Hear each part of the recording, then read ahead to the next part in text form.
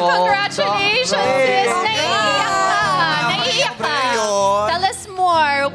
Bakit ka naiiyak? Hindi naman nakasmile lang ako kasi nakikita ko sila. Pero habang tumatagal, sabi ko, dito ko na-realize na, ang dami ko na palang anak. Yeah. Diba, ang dami ko na palang alak. At tapos yung biro ang meme, parang totoo na siya. Yeah. Parang yung meme nagsimula sa ilang tao hanggang sa lumabas sa grupo ng barkada namin, hanggang sa napunta sa studio, hanggang napunta sa ABS, hanggang... Dati kasi sa grupo lang namin sa volleyball yan eh. Ang tawag Yung meme. Oo. Tapos ngayon parang buong Pilipinas na yung nagmeme. True. Kahit saan ako pumunta, parang padami na ng padami yung mga kambing na sumisigaw ng... Di ba? Kahit sa Singapore na puno ng kambing yung stadium ni Lady Gaga. Dahil sa meme. Yung parang yun na pala talaga yung tingin sa akin ng mga tao. Meme, parang nanay na nga nila, no? Kaya nakaka-touch lang, nakakatuwa na hindi mo namamalaya na habang lumilipas yung panahon, meron pala talaga akong relasyon na nabibuild sa mga tao. Sa inyo, sa inyo. Lumalampas sa studio, lumalampas sa bahay, hanggang sa lahat ng tumatawag sa ng meme, everyone who calls me meme, calls me mother.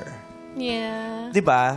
Kaya, masarap lang sa feeling na, syempre, yung kahit bakla ka, di ba? Yung kahit bakla ka, nakikita kang nanay. Yeah. Nakikita kang pwedeng nanay.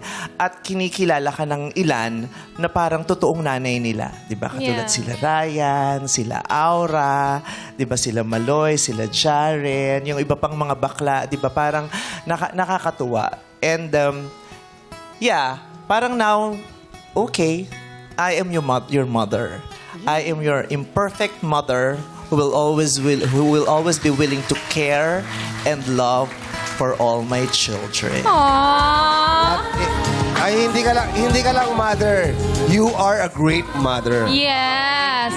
Pero tulad nga ng sinabi mo, sis, a mother may be imperfect, but they support, uplift, educates, and has selfless love. And that's what you share. Not only to us, your family, mga anak-anakan mo, but as you said, to the whole nation. Yeah. So we can't wait for everyone not only to call you Mimi now, but to say, call me mother. Mother.